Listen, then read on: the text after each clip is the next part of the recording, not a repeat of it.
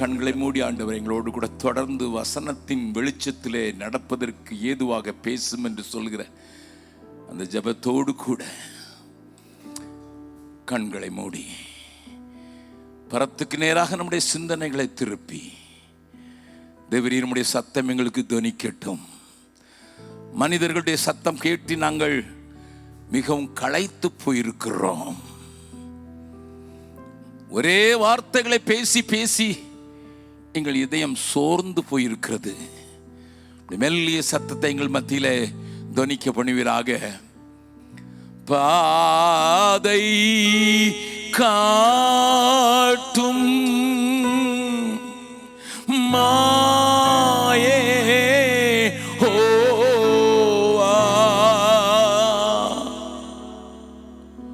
ஆண்டவரே, பரதேசி யான நான் பலவீனன்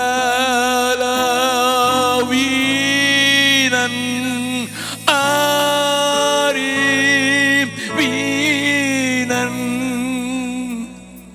இவ்வுலகம் காடு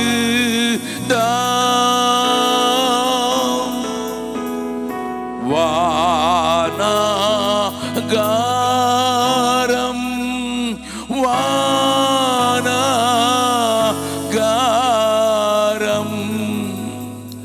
தந்து என்னை போஷியும்.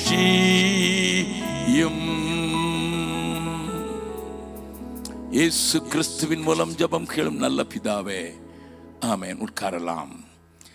இந்த 3 நாட்கள் மிஷனரி பெருவிழாவில் பேசும்படியாக தேவனை நோக்கி பார்த்தபோது ஆண்டவர் எனக்கு ஒரு காட்சியை முன்னதாக கொண்டு வந்தார். இன்றும் நாளை சாயங்காலமும் அடுத்த நாள் சாயங்காலமும் அதை அடிப்படையாக கண்டுதான் உங்களோடு கூட நான் பேச விரும்புகிறேன். 2 வாரங்களுக்கு முன்னதாக சிங்கப்பூரில் நான் பிரசங்கம் பண்ணி கொண்டிருக்கும் போது காலை வேளையிலே கருங்கலுக்காகவும் ஜெபிக்கும்படியாக ஆண்டவரின் ஏவின போது கருங்கலில் பேச வேண்டிய செய்தியை அங்கே தான் எனக்கு தந்தார் என்று நான் தைரியமாக சொல்வேன். நான் சொன்னது போல இது 327வது கூட்டமாக இருக்கிறதுனால ஒவ்வொரு நேரமும் தேவனிடத்தில் கேட்டு ஆண்டவர் தரும் வார்த்தைகளை மாத்திரம் மக்களுக்கு கொடுக்குவது என்னுடைய வழக்கமாக இருக்கிறபடியினால என்னுடைய செய்திகள் கிட்டத்தட்ட அனைத்தும் யூடியூபில் மக்கள் பார்க்கும்படியாக இருக்கிறபடியினால போகிற இடங்களுக்கு ஆண்டவர் தரும் வார்த்தைகளை சொல்வதற்காக காத்திருந்து அவர் தரும் வார்த்தைகளை மாத்திரம் அறிவிப்பது என்னுடைய பழக்கம். அதனால அந்த 3 நாட்களும் பேசுவதற்கு தேவனை நோக்கி ஆண்டவரே 3 நாட்கள் 6 கூட்டங்கள் பேச வேண்டும். இன்றைக்கு மத்தியானத்திலே மார்த்தாண்டம் கல்லூரியில் இருக்கிற அங்கே இருக்கிற லெக்சரர்ஸ்க்காக ஸ்டாஃபுக்காக பேசும்படியாக போயிருந்தேன். அங்கேயும் பேசிவிட்டு சாயங்காலத்தில் உங்களோடு கூட பேசும்படியாக நிற்கிறேன். நாளையும் நாளை மறுநாளும் இன்னும் 4 கூட்டங்கள் பேச வேண்டுமே, ஆகையினால செய்தி தாரும் என்று ஆண்டவரிடத்தில் நான் காத்து கொண்டிருந்த போது ஆண்டவர் எனக்கு உணர்த்தின ஒரு காரியம், why the missionary work is being delayed or almost diluted or even diverted என்கிற ஒரு பெரிய போராட்டம் என்னுடைய மனதிலே உண்டாயிற்று. ஏன் ஐயா மிஷனரி ஊழியங்கள் இன்றைக்கு லேசாக எடுத்துக்கொள்ளப்படுகிறது, அல்லது அது கரைந்து போய்விட்டது, அல்லது அது திசை திரும்பி விட்டது என்பதெல்லாம் நான் இந்தியாவினுடைய பல மாநிலங்களிலே பிரயாணம் பண்ணுகிறவனாக இருக்கிறபடினால அதை குறித்து பாரத்தோடு ஆண்டவரிடத்தில் மிஷனரி பெருவிழாவில் பேசுவதற்கு நான் கொடுக்க போகிற செய்தி, எனக்கு முன்னதாக இருக்கிறவர்கள் சில 100களாக இருந்தாலும் என்னுடைய செய்தியை கேட்கிறவர்கள் பல ஆயிரங்கள் இருக்கிறபடினால எல்லாருக்கும் விளங்கும்படியாக நான் பேச வேண்டும் என்று தான் தேவனிடத்தில் ஒரு அங்கலாய்ப்போடு காய்த்திருந்த போது ஆண்டவர் இஸ்ரவேல் ஜனத்தினுடைய தாமதத்தையும் அசதியையும் எனக்கு சுட்டி காட்டினார். இஸ்ரவேல் ஜனங்களை ஆண்டவர் கானான் தேசத்தை தருவேன் என்பதை ஆபிரகாமுக்கே சொல்லியிருந்தார்.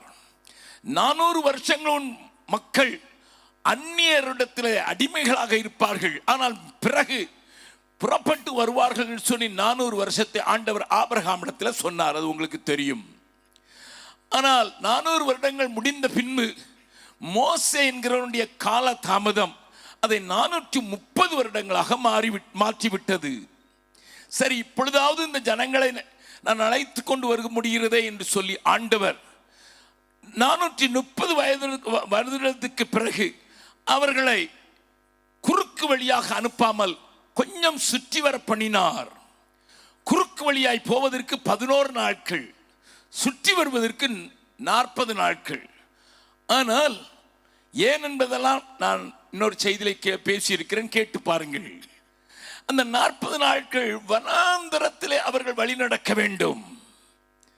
ஆண்டவர் அவர்களை அடிமைத்தனத்திலிருந்து அவர்களை செழிப்பான பாலும் தேனும் ஓடுகிற கானான் தேசத்துக்குள் கொண்டு வருவதற்கு அவர்களை வழிநடத்தும் ஒரு முக்கியமான காரியத்தை சொல்லிக் கொடுக்க வேண்டும் என்பதற்காகத்தான் 40 நாட்கள் வனாந்தர வழியை தெரிந்து கொண்டிருந்தார்.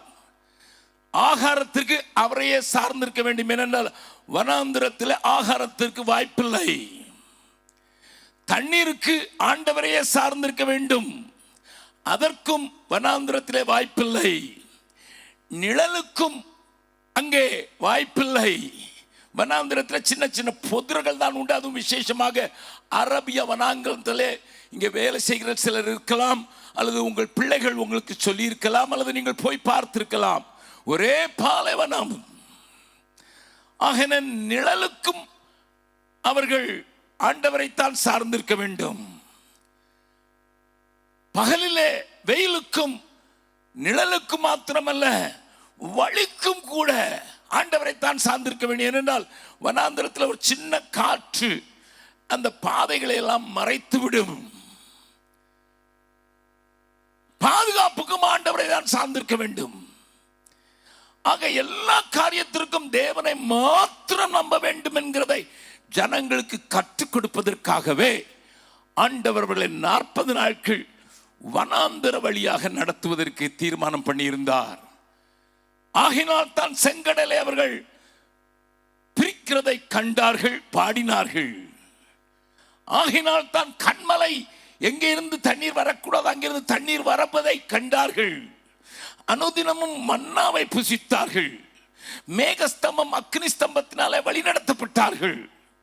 வழி காண்பித்தது.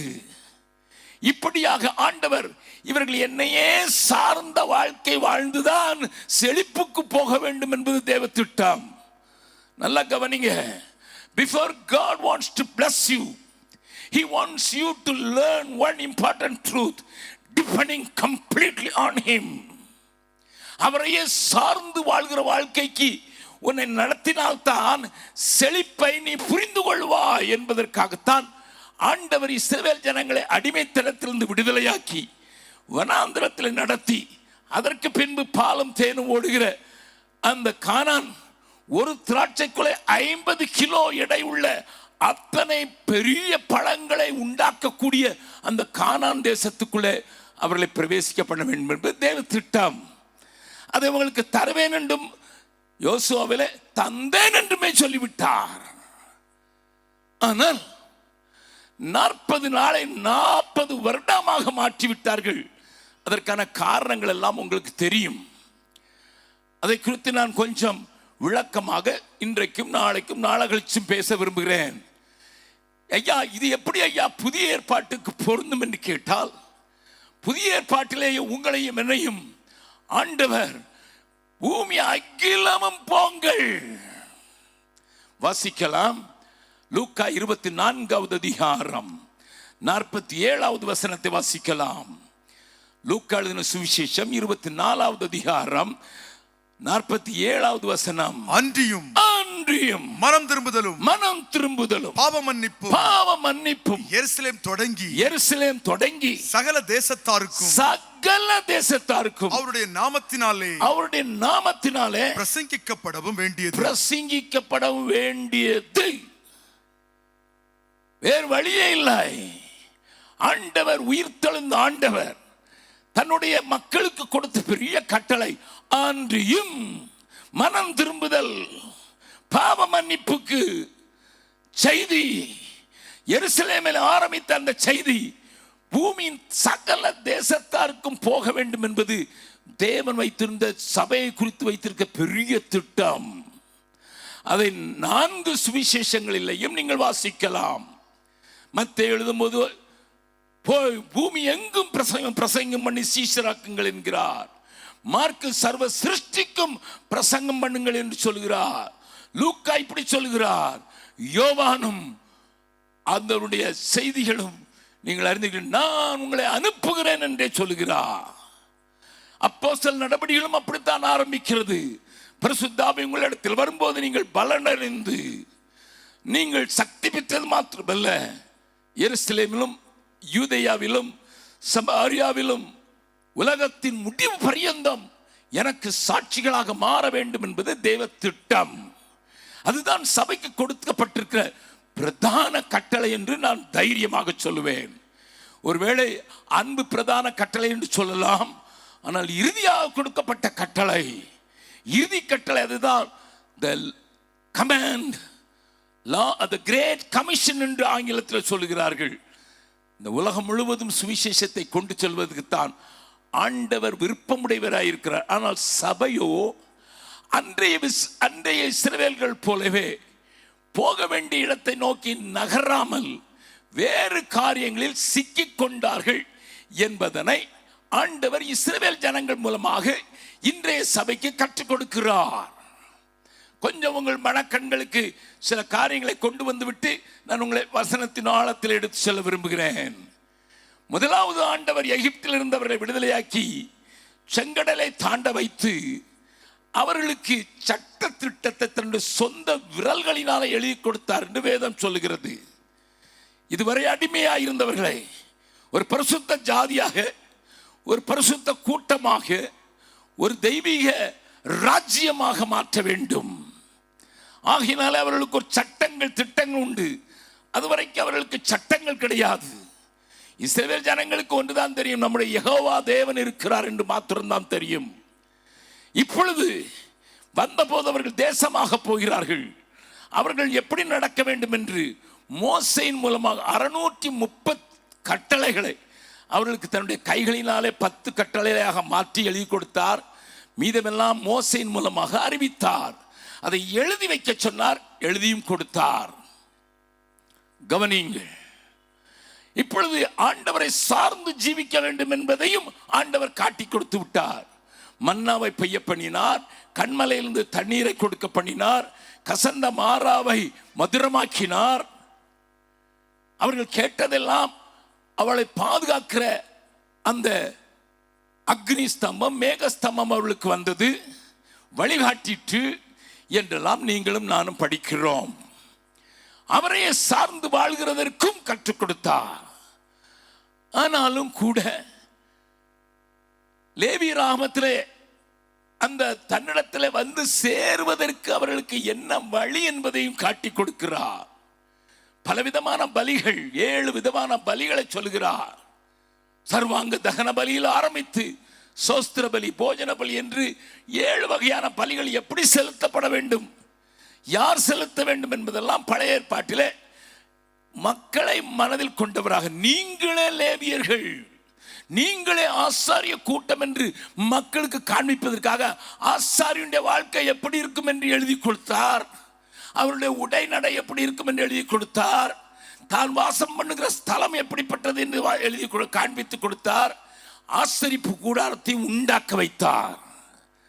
ஆசரிப்பு கூடாரத்தை அழகாக நேர்த்தியாக வனாந்திரத்திலே செய்து, நீங்கள் என்னை சந்திக்கும் இடம் என்று சொன்னால் அதை ஆங்கிலத்தில் சொல்லுவோம் meeting place where God and man can meet. ஆண்டவர் சொன்னார், இது மனிதர்கள் மத்தியிலே நான் வாசம் பண்ண விரும்புகிறேன் என்பதை காண்பிப்பதற்காக அவர்கள் கூடாரத்தை, ஆசரிப்பு கூடாரத்தை 12 கோத்திரங்களுக்கு மத்தியிலே நிறுவினார்.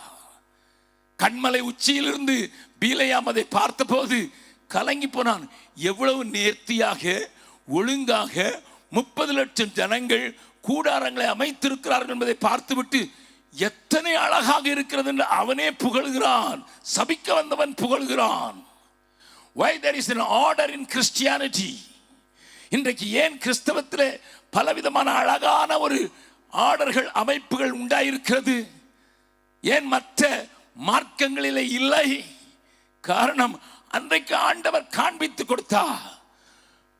ஒரு சிலுவை வடிவத்திலே இந்த பக்கம் 3, இந்த பக்கம் 3, பின்னாலே 3, முன்னாலே 3 ஆசாரியர்களையும் சேர்த்து 12 கோத்திரத்தையும் அழகாக கூடாரங்களிலே வாசம் பண்ணுகிறதற்கு கண்மலை உச்சியில் இருந்தவனை பார்க்கிறேன், எத்தனை நேர்த்தியாயிருக்கிறான் என்றெல்லாம் பீலையாம் ஆச்சரியப்பட்டான் என்பது உங்களுக்கு தெரியும். அப்படி ஆண்டவர் ஒழுங்கை கற்றுக் கொடுத்தார். அடிமைகளாக இருந்தவர்கள், எப்படியோ வாழ்ந்தவர்கள், ஒரு நோக்கம் இல்லாமல் வாழ்ந்தவர்கள், ஒரு ஒழுங்கில்லாமல் வாழ்ந்தவர்கள், அவர்களை ஒழுங்குபடுத்தி தன்னுடைய படையாக பார்த்து அழகாக எடுத்து செல்கிறார். அதைத்தான் யாத்திராகமத்திலே லேவிய ராமத்திலே பார்க்கிறோம். ஆனால் தொடர்ச்சியான எண்ணாகமம் வரும்போது அங்கே ஒரு காரியம் நடக்கிறது. God enlisted, தெளிவாக எழுதியிருக்கிறார். 11வது அதிகாரத்தில் இருந்து, எண்ணாகமம் 11வது அதிகாரத்திலிருந்து கிட்டத்தட்ட 32வது அதிகாரம் வரை அவர்கள் ஏன் அந்த தேசத்தை சுதந்திரிப்பதற்கு போகாமல் அநேகம் வனாந்திரத்தில் விழுந்தார்கள் என்பதையும் எழுதியிருக்கிறார். அதைத்தான் கொஞ்சம் கொரிந்திலிருந்து நாம் வாசிக்க கேட்டோம். ஆனால் அதை வாசித்து விட்டு சும்மா இருப்பதற்கல்ல, ஒரு வசனத்தை மறுபடியும் வாசிக்கலாம். 1 கொரிந்தியர் 10வது அதிகாரம் 11வது வசனத்தை வாசிக்கலாம். இவைகள் எல்லாம் திருஷ்டாந்தங்களாக அவர்களுக்கு சம்பவித்தது உலகத்தின் முடிவு காலத்தில் உள்ள நமக்கு எச்சரிப்பு உண்டாகும்படி எழுதப்பட்டும் இருக்கிறது. ஆமா, it is not just a story. It is not just written for the sake of history. இது ஒரு சரித்திரம் என்றோ அல்லது சரித்திரத்தை நீங்கள் புரிந்து கொள்ள வேண்டும் என்பதற்கு எழுதவில்லை. பவுல் அழகாக எழுதுகிறார், உலகத்தின் கடைசி நாட்களில் இருக்கிற உங்களுக்கு அன்றைக்கு நடந்தவைகள் அனைத்தும் எழுதப்பட்டு இருக்கிறதுக்கு காரணம் எச்சரிப்பு உண்டாகும்படியாக. உங்களுக்கு எனக்கு கொடுக்கப்பட்டிருக்க பெரிய கட்டளை எது? Great commission. உலகவின் பூமி எங்கும் சாட்சியாக அவருக்காக செல்லுவது, அவருடைய மன்னிப்பை, அவருடைய நாமத்தில் வேண்டிய மனம் திரும்புதலை ஜனங்களுக்கு, உலகத்தாருக்கு காண்பித்துக் கொடுப்பதற்கு தான் சபை உருவாக்கப்பட்டது என்பதை சபை அநேக நேரங்களிலே நினைவு கூற மறந்துவிட்டது. ஆண்டவர்களோடு கூட தெளிவான காரியங்களை பேசுவார் என்று விசுவாசிக்கிறேன். நன்றாக கவனியுங்கள். அப்பொழுது அவருடைய தவறுகள் என்ன?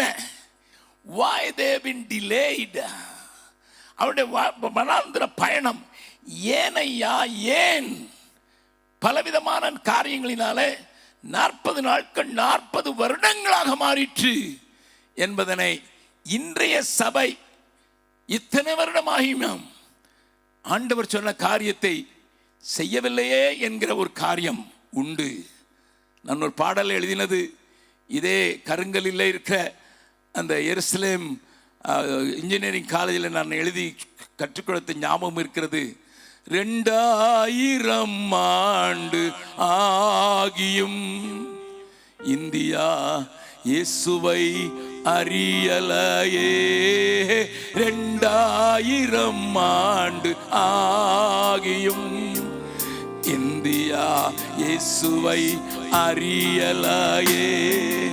இன்றைய விசுவாச கூட்டமும் இன்பத்தை தேடி அலைகிறதே.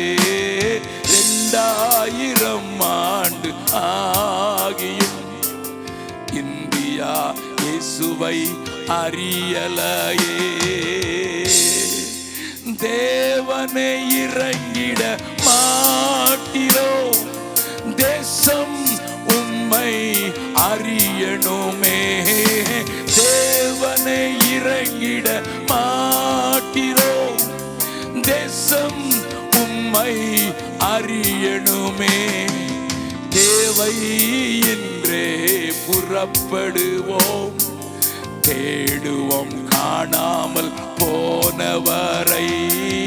2000 ஆண்டு ஆகியும் இந்தியா இயேசுவை அறியலையே.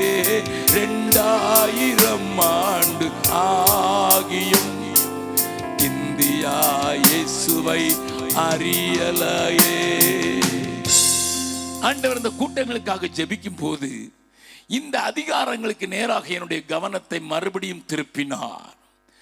என்னாகமம் 11வது அதிகாரத்திலிருந்து ஒவ்வொரு அதிகாரமாக நான் பார்க்க ஆரம்பித்த போது அது எனக்கே இன்றைய சபைகளில் நடக்கிற அனைத்து காரியங்களையும் அன்றைக்கே இஸ்ரவேல் ஜனங்கள் மத்தியில் நடந்ததை கண்டு நான் கண் கலங்கினேன்.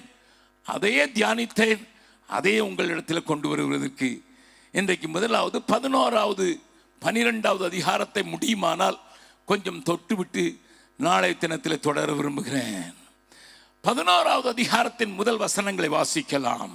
பின்பு ஜனங்கள் முறையிட்டுக் கொண்டிருந்தார்கள். அது கர்த்தருடைய செவிகளில் பொல்லாப்பா இருந்தது. முறுமுறுத்தார்கள். அது தேவனுடைய செவிகளில் பொல்லாப்பா இருந்தது. நீங்களும் நானும் சபைக்குள்ளே முறுமுறுக்க ஆரம்பித்து விட்டாலே, not necessary to express your murmur, உங்களுடைய முறுமுறுப்பை நீங்கள் வெளியே காண்பிக்காமல் இருக்கலாம், செயலிலே காண்பிப்பதற்கான ஒரு காரியத்தை செய்யாமல் இருக்கலாம். ஆனால் நீங்கள் முறுமுறுக்கும் போதே தேவனுக்கு ஒன்று நடக்கிறது. அது குடும்பத்தில் இருக்கட்டும், அது சபையில் இருக்கட்டும், சபை கமிட்டியில் இருக்கட்டும், சங்கத்தில் இருக்கட்டும், அது எங்கே இருந்தாலும் சரி, எங்கே முறுமுறுப்பு ஆரம்பிக்கிறதோ அங்கே தேவனுடைய கோபம் அங்கே பற்றி எறிவதற்கு ஆயத்தமாகிறது என்பதை மறந்து விடாதீர்கள். வாசிக்கலாம். அது கர்த்தருடைய செவிகளில் பொல்லாப்பா இருந்தது. அது கர்த்தருடைய செவிகளில் பொல்லாப்பா இருந்தது. கர்த்தர் அதை கேட்டபோது அவருடைய கோபம் மூண்டது. கர்த்தருடைய அக்கினி அவர்களுக்குள்ளே பற்றி எரிந்து பாளையத்தின் கடைசியில் இருந்த சிலரை பட்சித்தது. நேற்றைய தினத்தில் நான் சில பாஸ்டர்களோடு கன்னியாகுமரியிலே பேசிக் கொண்டிருந்தேன்.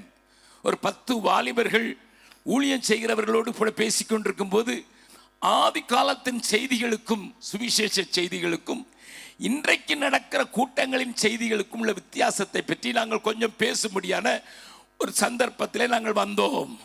நான் சொன்னேன், ஆதியிலே நான் சிறுவனாயிருக்கும் போதே பொன்னம்மா சன்னியாசி அல்லது குஞ்சப்பி அவருடைய பிரசங்கங்களை நான் சின்ன பையனாக இருக்கும்போது கேட்பேன். அந்த குஞ்சப்பி என்கிற பிரசங்க எல்லாம் நாக்கை கடித்து கொண்டு மனம் திரும்புங்கள், பரலோக ராஜ்யம் சமீப. அதான் அன்னைக்கு பெரிய சபை இருந்தது. கன்னியாகுமரியில் தான் அது முதல்ல தொனிச்சது எப்படி என்பதை நான் உங்களுக்கு சொல்றேன். அது கன்னியாகுமரியில இருந்தா அந்த ஜாய்ஸ் பண்ணமாலாம் அங்க இருந்தா வருவாங்க. தூத்துக்குடி, திருநெல்வேலி இந்த பக்கம்லாம் எல்லா செய்தியிலையும் பார்த்தீங்கன்னா மனம் திரும்புதலை குறித்த ஒரு ஆழமான பாவத்தை குறித்த ஒரு உணர்த்தும் செய்திகள் வந்தது. இன்னைக்கு கேட்பதெல்லாம் தருவார், என்ன வேணாலும் கேளு, கோடி கேட்டா கோடி போடுவார், கோடி போட்டு விட்டுருவாரு. ஹலோ, இன்னைக்கு அப்படிப்பட்ட ஒரு லகுவான சுவிசேஷம் பிரசங்கிக்கப்பட்டதுன்னு பேசும்போது திடீரென்று உங்கள் மாவட்டத்தில் வாழ்ந்த சாது ஐயாவை குறித்து பேசி வந்தது. அப்போ நான் சில சம்பவங்கள் நான் கேள்விப்பட்டதை அவரிடத்தில் சொன்னேன்.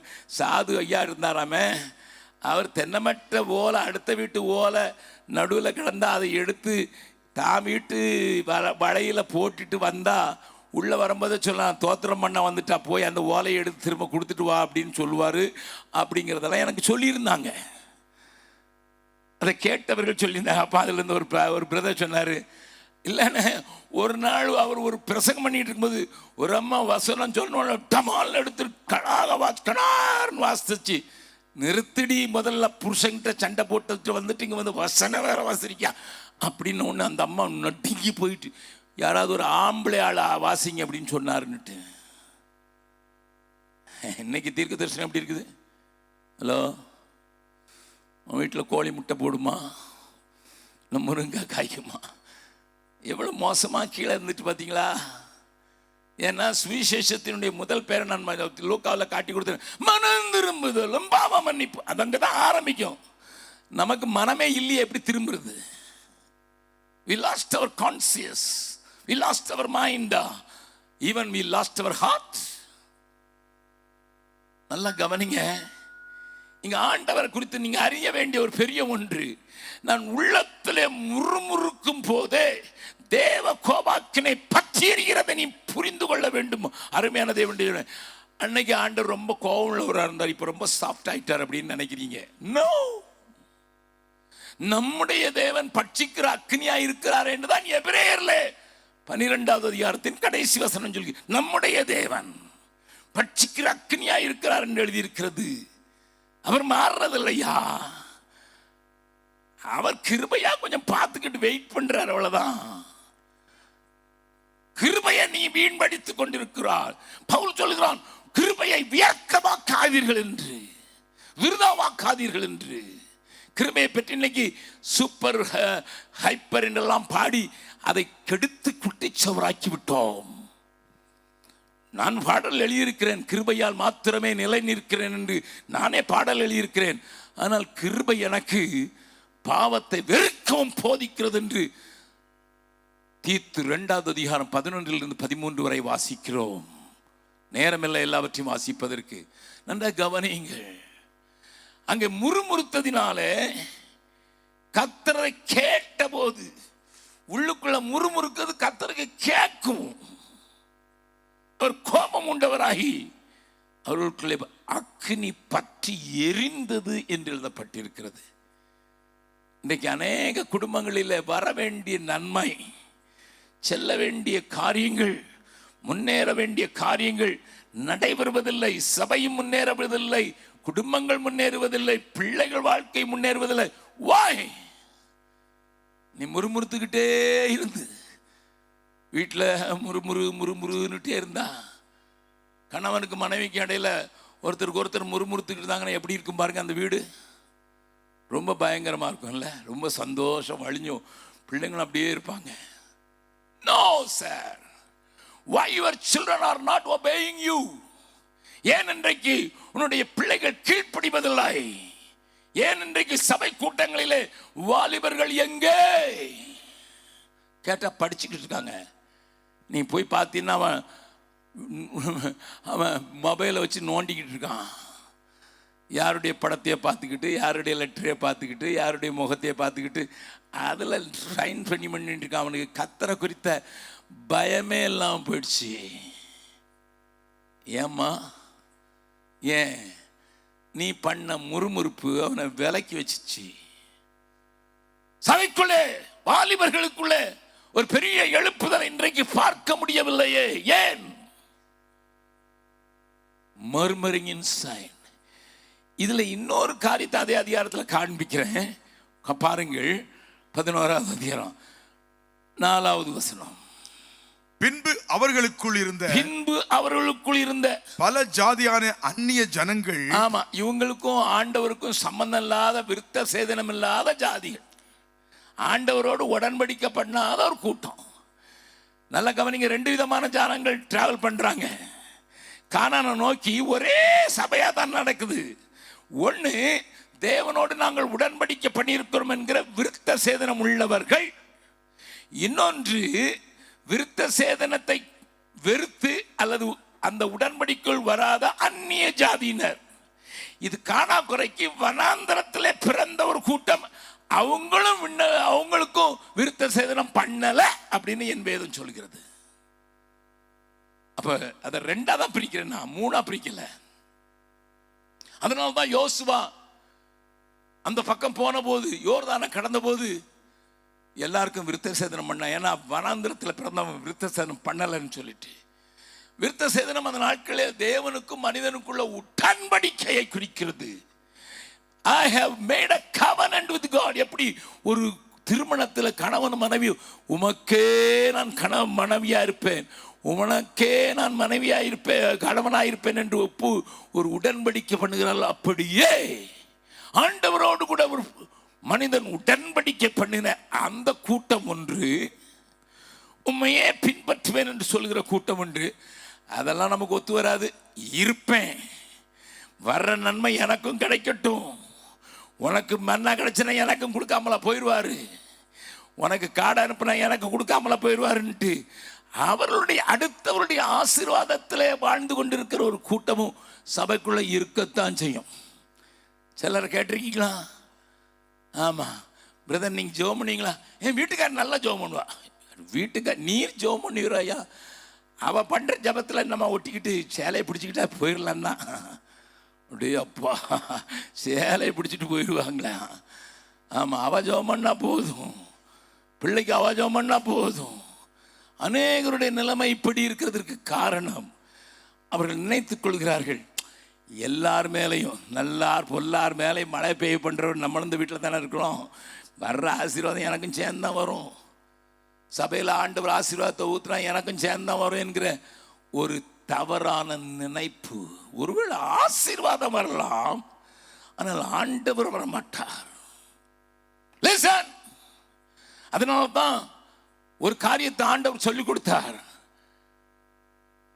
நீங்க கண்ணுக்குட்டி பண்ணிட்டீங்கடா, உங்க கூட நான் வர மாட்டேன், ஆனா நீங்க போங்க, நான் சொன்னபடி கானான்ல போய் அனுபவிங்க, நான் வர மாட்டேன்.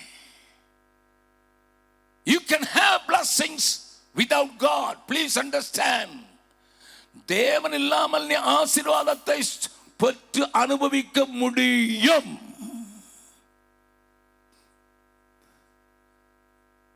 ஆண்டவர் இல்லாம அந்த ஆசீர்வாதத்தில் என்ன மேன்மை இருக்க போகுது, மகிமை இருக்க போகுது?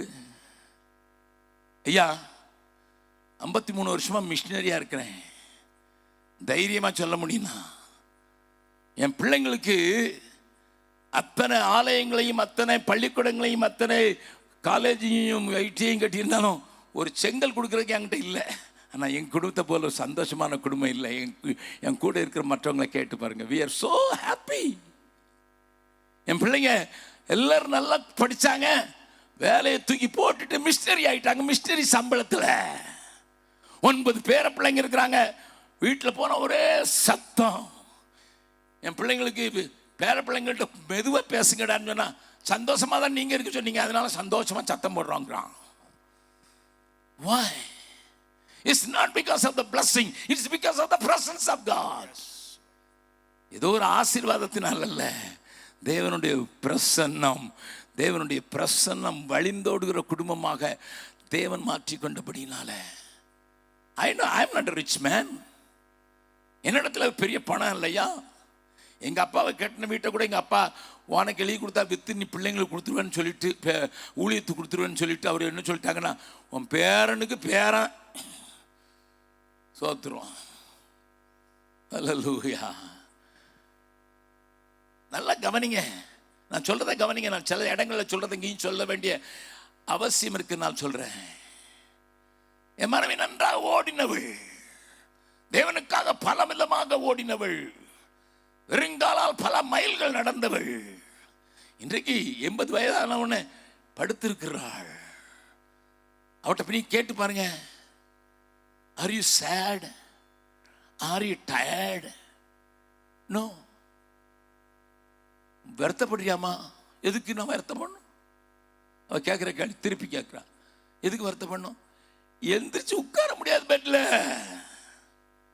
நான் எல்லா இடத்துலையும் சொல்ல போல எனக்கு ஒரு கிளாஸ் தண்ணி தர முடியாது. ஆனா அவட்ட கேளுங்க, வருத்தமா இருக்கா? எதுக்கு வருத்தம் பண்ணும்? என்னால் முடிஞ்சதை செஞ்சேன். ஒரு உதாரணத்தை சமீபத்தில் சொன்ன, அதை மறுபடியும் சொல்றதுக்கு விரும்புகிறேன். சட்னி மிகான ஒரு இடத்துல போய் விபிஎஸ் நடத்தணும். 6 கிலோமீட்டர் நடக்கணும், 6 கிலோமீட்டர் திரும்ப வரணும். அப்போ தான் அதுக்கு பிறகு தான் ஏதாவது ஒரு வாகனத்தை பிடிச்சி வீட்டுக்கு வர முடியும். 12 கிலோமீட்டர்ஸ். அவள் சின்ன பிள்ளையாக இருந்தபோது, 6 மாத குழந்தையாக இருந்தபோது, உச்சந்திலிருந்து அவளுக்கு உள்ளங்கால் வரை எக்ஸிமா இருந்ததுனால, கரப்பான்னு சொல்லுவாங்க, அது இருந்ததுனால அவங்க அம்மா தண்ணியாக உடம்புல வலியும்னு சொல்லி இந்த பிள்ளைய மூணாறில் வசிச்சாங்க. பின்னால் இருக்க நீரோடையில் தூக்கி போட்டலான்னு நினச்சிட்டு இருந்தாங்க. அவ்வளோக்குள்ள மோசமாக இருந்தது. ஆனால் கர்த்தர் ஜெபத்தை கேட்டு அவளை குறித்து தேவ நோக்கம் இருந்ததுனால அந்த தாயினுடைய ஜெபத்தை கேட்டு அவளை காப்பாத்திட்டாங்க. ஏன்னா எனக்கு ஒரு மனைவி வேணுமே, அதுக்காக ஆண்டவர் அவளை காப்பாத்திட்டாரு. ஆமா, அவ காப்பாத்தி நல்லா திருமணமாக 2வது குழந்தை பிறந்தோடனே உடம்புல இருக்க கால்சியெல்லாம் போயிடுச்சு. அதனால மறுபடியும் அந்த 2 காலில் மட்டும் கரப்பான். 2 காலம் அப்படியே வெந்து தண்ணி ஓடும்.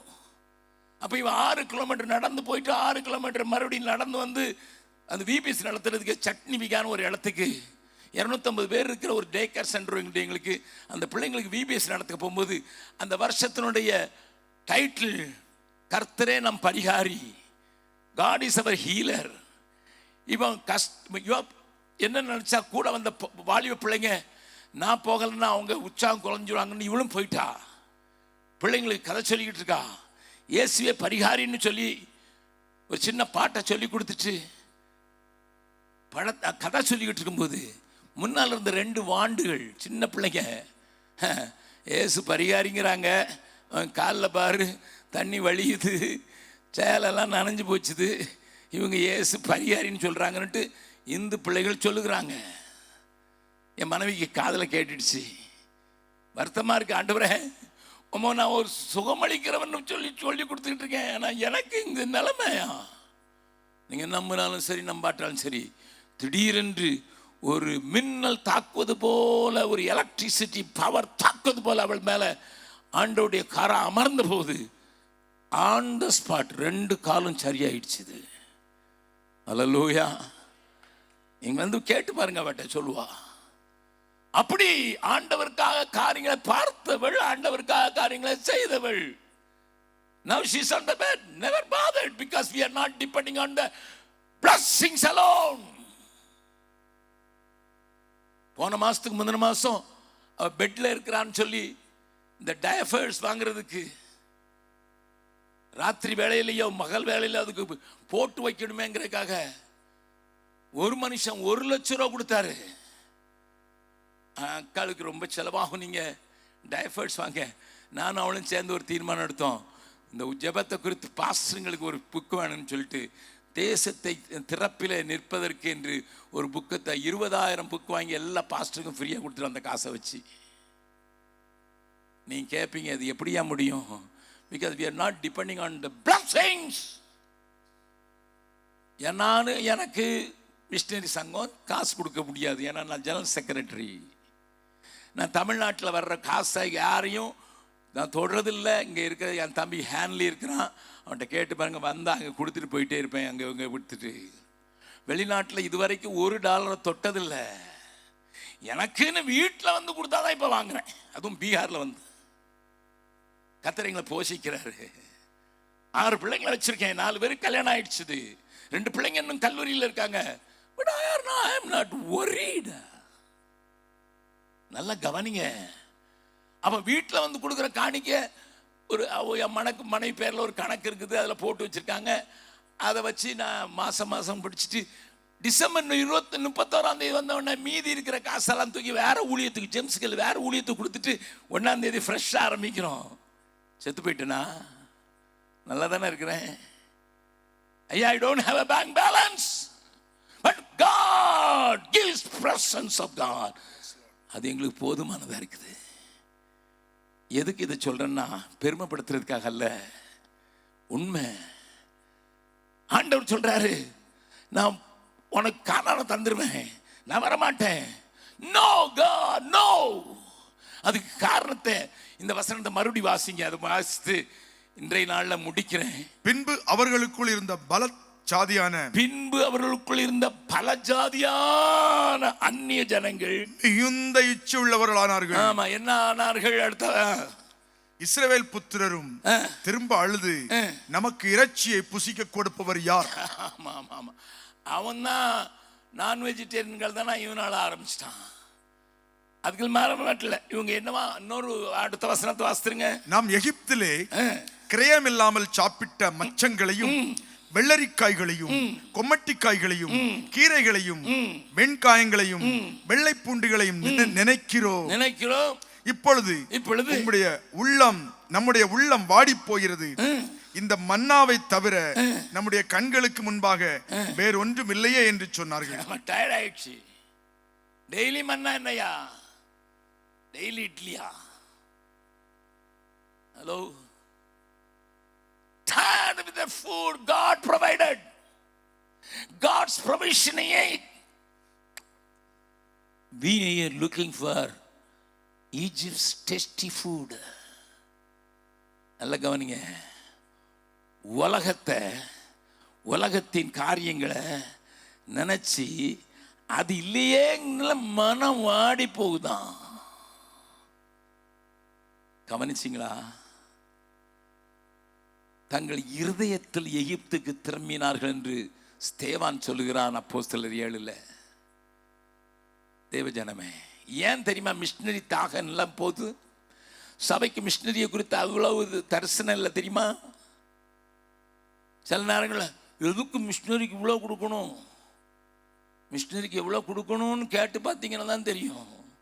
உங்கள் ஊர் சாக்கடை தொழிலாளிக்கு கொடுக்கறத காட்டிலும் குறையாக தான் சம்பளம் வாங்கிட்டு இருக்காங்க எல்லா மிஷினரியும்.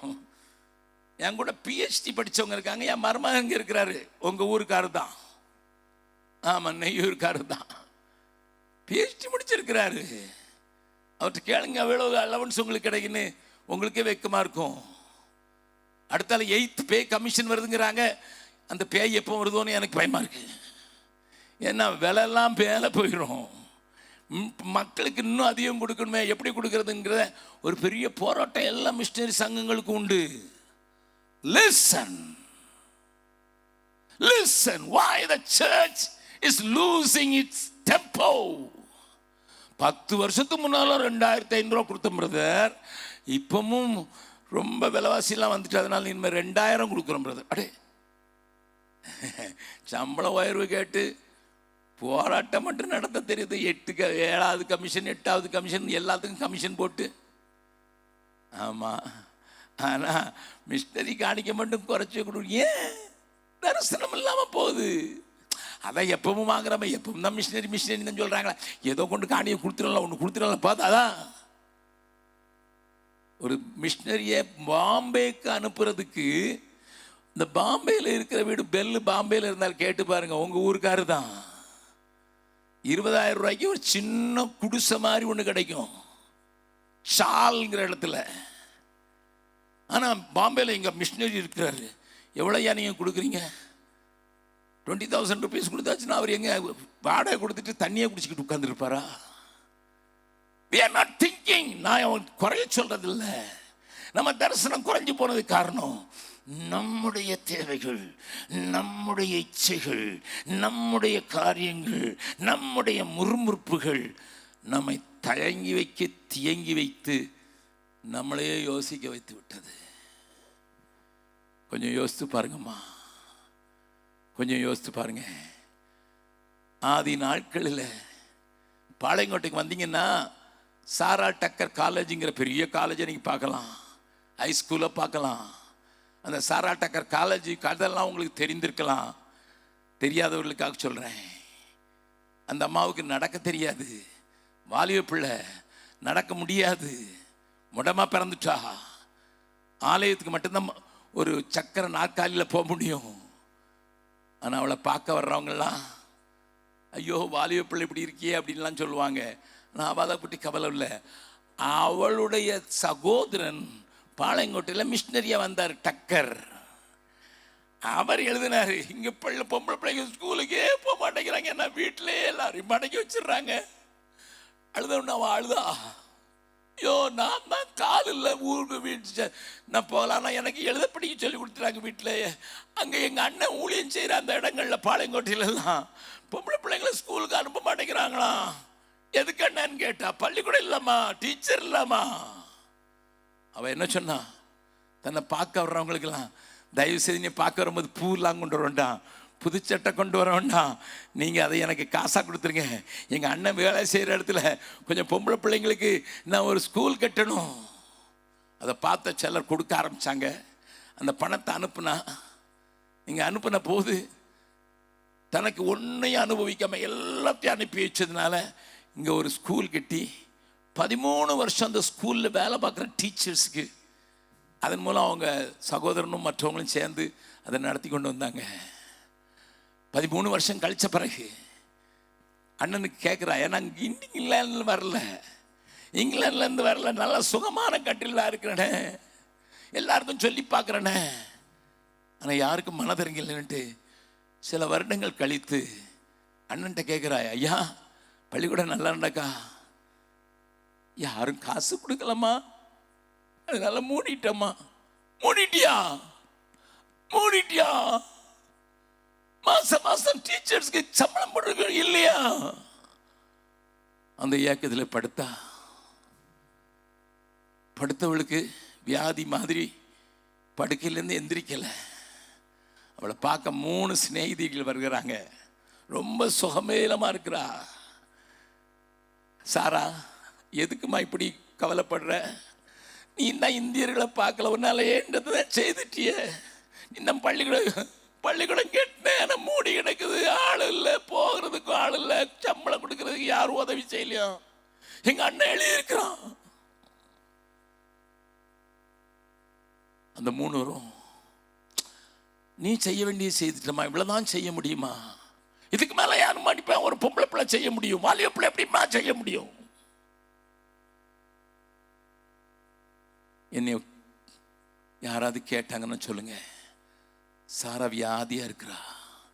என்ன வியாதி? பார்க்காத இந்திய ஜனத்தினுடைய பெண் பிள்ளைகளை ஸ்கூலுக்கு அனுப்புகிற வசதியை உண்டாக்க முடியாதபடி மாறிடுச்சு. அந்த ஏக்கத்தில் வியாதியா இருக்கிறா. 2 மாசம் கழிஞ்சது, ஒருத்தரும் உதவி செய்யல. அவட்ட வந்து கேட்டாங்க ஒரு நாள், யாராவது உதவி செஞ்சா கொண்டு தர்றோன்னுட்டு. அந்த 3 சகோதரிகள் மறுபடியும் வராங்க. சாரா, நாங்கள் எல்லாருக்கும் சொன்னோம், நான் யாருக்கும் மற்றவங்களை குறித்து கவலையே இல்லை, கரிசனையே இல்லை, அவங்கவுங்க சொந்த காரியத்தில் ரொம்ப கவனமாக இருக்கிறாங்க. சாரா, 1 மாதம் சம்பளம் கொடுக்கறது கூட ஒருத்தர் ரெடியா இல்லையா? அவ்வளோதான், ஷீஸ் கான், மரித்து போனாயா. என் தேவ ஜனமே, அவருடைய மரணத்தை பார்த்த அந்த 3 சகோதரிகளும் அந்த மரண செய்தி எல்லா சபைகளிலும் சொல்லி, எங்கேயோ பார்க்காத மக்களுக்காக கவலைப்பட்டு தன்னுடைய உயிரை மாய்த்து கொண்ட சாராள் இருக்கிறாள், அவளுக்கு நாம் பதில் சொல்ல வேண்டும் என்று சொல்லி எச்சரிப்பின் சத்தத்தை கொடுத்ததுனால இன்றைக்கு அது கல்லூரியாக உயர்ந்து நிற்கிறது. கரங்களை தட்டி ஆண்டவர் மகிமைப்படுத்தலாமா? நொண்டி பொண்ணு, நடக்க முடியாத பொண்ணு, வாழ்க்கையை அனுபவிக்காத பொண்ணு, தனக்கு இருந்த தங்கத்தெல்லாம் எடுத்து கொடுத்துருந்தா அப்படின்னால. ஆனால் தொடர்றதுக்கு, அந்த பணி விட்ட பணியை தொடர்றதுக்கு ஆள் இல்லைங்கிற ஏக்கத்திலே இறந்து போனாங்கங்க. ஆனால் பின்னால் அதை பார்த்து சவால் பெற்ற சிலர் நாங்கள் செய்கிறோன்னு சொல்லி இன்றைக்கு பல ஆயிரக்கணக்கானவர்களை உலகமெங்கிலும் அனுப்பி தந்திருக்கிறது சாராள் டக்கரன் காலேஜ். என் அருமை சபையே, கருங்கல் சபை, நீங்கள் மிஷனரி ஊழியத்தில் ஈடுபட்டிருக்கிறதுக்காக நன்றி. பட் தீவிரம் வேண்டுமே, இன்னும் தேசம் அறிய வேண்டுமே, இன்னும் தேவை ஏராளமா இருக்குதே. இன்னும் அனுபவிக்கிற நாங்க எங்க செலவுங்களை கணக்கெழுதி பார்த்தோம்னா, சொந்தத்துக்கு, என் பிள்ளைகளுடைய படிப்புக்கு, என் பிள்ளைகளுடைய எதிர்காலத்துக்கு, என் பிள்ளைகளுடைய திருமணத்திற்கு, என்னுடைய வீட்டை புதிதாக்குவதற்கு, என்னுடைய கொஞ்சம் பட்ஜெட்டை போட்டு ஆண்டோடைய ராஜ்யம் பரம்புவதற்கு நான் எவ்வளவு செய்திருக்கிறேன் என்பதை கொஞ்சம் ஒரு சின்ன தாள் எடுத்து சும்மா ரஃப்பாக போட்டு பாருங்க. நான் தைரியமாக சொல்ல முடியும். சபைகளில், எல்லா சபைகளிலும் போடுகிற காணிக்கையில் 100 ரூபாயில் 95 ரூபாய் சபைகளுக்காகவே செலவழிக்கப்படுகிறது. To maintain the church, to give the salary, to keep all the things. 5% 2% இன்றைய நாளின் கணக்கின்படி லோக்கல் சுவிசேஷ ஊழியத்துக்கு கொடுக்கப்படுகிறது. 100 ரூபாயில் 3 ரூபாய், 1 ரூபாய் ஏழைகளுக்கு கொடுக்கப்படுகிறது. அல்லது குஷ்டரோகிகளுக்கு, வியாதியஸ்தருக்கு கொடுக்கப்படுகிறது. 2 ரூபா தான். ஆண்டவர் இது உனக்கு கேட்காத பகுதிகளுக்கு, அது டெலிவிஷன் மூலமோ அல்லது வேறு விதத்திலேயோ அல்லது ஒரு மிஷினரி சங்கம் மூலமோ நடக்கிற காரியங்களுக்கு கொடுக்கப்படுகிறது. ஃபீல்டில் வந்து சேர்ற பணம், இது நான் சொல்லதில்லை, உலகம் முழுவதுள்ள சபைகளை கணக்கெடுத்ததுனால வந்தது. 1 ரூபா 50 காசு. அதுதான் நமக்கு காட்டுது இந்த தேசம் இயேசு அறியறதுக்கு காட்டுகிற தீவிரம் இதுதான். அன்றைக்கு அவர்கள் வாடி போச்சு, எங்கள் இருதயம் வாடி போச்சுன்னு ஆண்டவர்கிட்ட மீட்டு கேட்டாங்க. ஆண்டவர் 1 மாதம் கொடுத்து வாயில் போட்டு மூக்கில் வர்ற அளவுக்கு கொடுத்தாருலாம் போட்டிருக்க அந்த அதிகாரத்தில். மோசே சொல்றான், என்னால் தாங்க முடியாது இவங்களுடைய பிரச்சனையை. ஆண்டவர் 70 பேரை அபிஷேகிக்கிறார். மோசே, உனக்குள்ள இருக்க ஆவி அவனுக்கு வைக்கிறேன். But still they couldn't move further. நாளைக்கு 12வது அதிகாரத்தை காட்டுறேன், அப்போ உங்களுக்கு விளங்கும். ஆனால் இன்றைக்கு இந்த சாயங்காலத்தில் ஆண்டவரே, நீங்கள் எங்களுக்கு அனுப்புகிற இடத்துக்கு நாங்கள் போக முடியாதபடி எங்களை தடுத்து நிறுத்துகிற அல்லது எங்களை ஸ்லோ டவுன் பண்ணியிருக்கிற, எங்களை டிலே பண்ணி வச்சிருக்கிற காரியம் என்னையா? கண்களை மூடலாமா?